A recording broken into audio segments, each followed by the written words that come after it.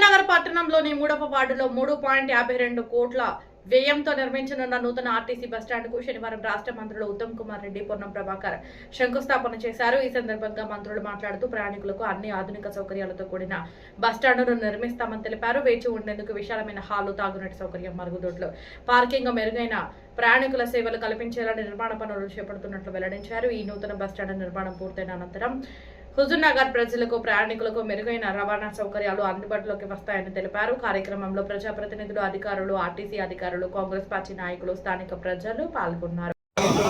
పోరాటం చేసిన వ్యక్తి ఈరోజు రాష్ట్ర ట్రాన్స్పోర్ట్ సెక్టర్ రవాణా శాఖలో విప్లవాత్మక మార్పులు తీసుకొచ్చి రాష్ట్ర వ్యాప్తంగా కోట్లాది అక్కలు, చెల్లెలకి ఉచిత ఆర్టీసీ బస్సు ప్రయాణం ప్రవేశపెట్టి మరి ప్రియ మిత్రుడు ఈరోజు హుజూర్ నగర్ వచ్చిన గౌరవ మంత్రివర్యులు పొన్నం ప్రభాకర్ గారు, అదేవిధంగా దేశంలోనే మొన్న పార్లమెంట్ ఎలక్షన్స్ లో కాంగ్రెస్ పార్టీకి ఎక్కువ మెజారిటీ వచ్చిన అసెంబ్లీ స్థానం హుజూర్ నగర్.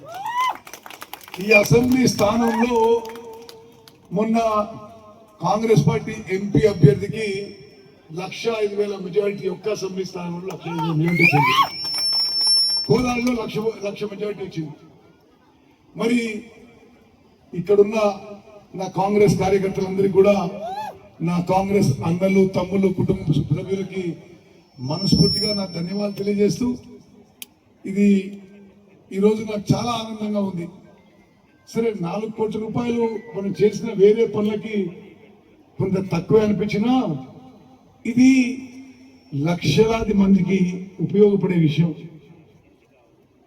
ప్రతిరోజు నిత్యం ఎటు పోవాలన్నా ఆర్టీసీ బస్ స్టాండ్ పోవాలి.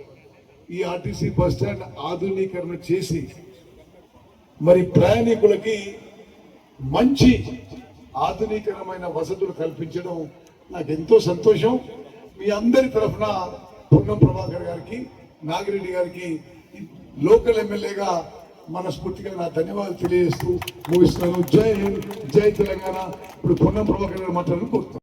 కోట్ల రూపాయలు మంజూరు చేసినందుకు ఈరోజు మరి హైదరాబాద్ నుంచి ప్రత్యేకంగా ప్రయాణం చేసి హుజూర్ నగర్ వచ్చేందుకు మనస్ఫూర్తిగా నా అభినందనలు, నా శుభాకాంక్షలు, నా కృతజ్ఞత తెలియజేస్తున్నా. నేను ముందు చెప్పినట్టుగా పొన్నం ప్రభాకర్ గారికి ఒక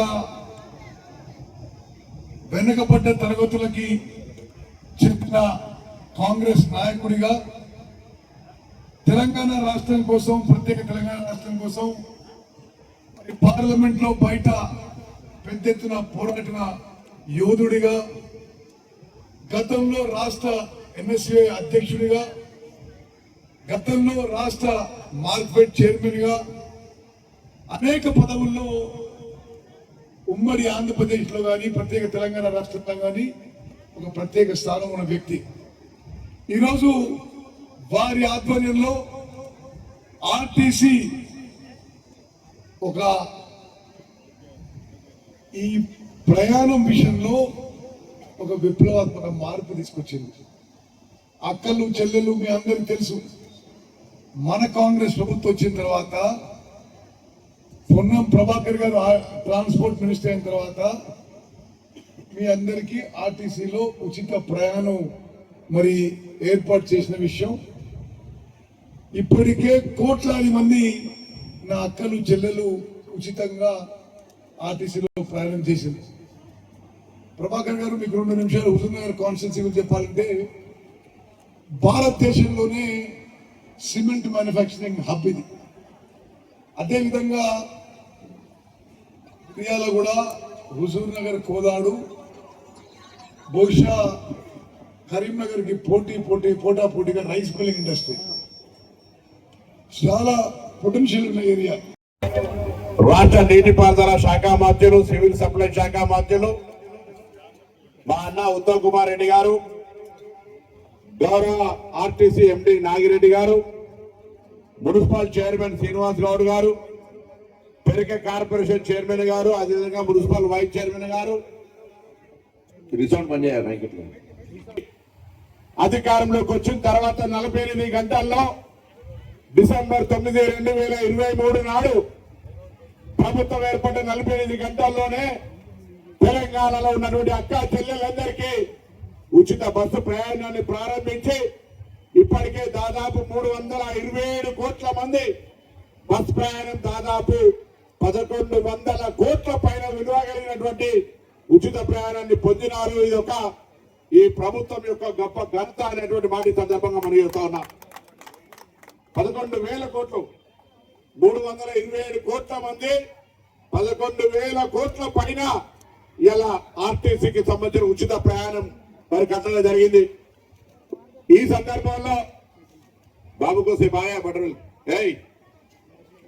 ఈ రోజు ఇక్కడ పెద్దలు ఉత్తమ్ కుమార్ రెడ్డి గారు ఇంతకుముందు చెప్పినారు, ఇక్కడ ఒక కంచుకోట రాష్ట్రం అంతా కూడా వారిని ఆదర్శంగా తీసుకొని ఏ విధంగా ఇంత పెద్ద ఎత్తున మెజార్టీ చేయగలుగుతా ఉన్నారని ఆలోచన చేస్తే వేరే ఎవరో సాక్ష్యం కాదు, నేనే ఈ బస్ స్టాండ్ కు సంబంధించి వారి ఇంతకుముందు చెప్పినట్టుగా అనేక నిధులు వేరే రంగాల్లో తెచ్చిన ఆర్టీసీ వసతులకు సంబంధించి ప్రయాణికుల సౌకర్యం కోసం సంబంధించినటువంటి 10 సంవత్సరాలుగా ₹1 కూడా ఇక్కడ ఖర్చు పెట్టలే, ఒక కొత్త బస్సు కొనలే, ఒక కొత్త ఉద్యోగ నియామకం చేపట్టలే.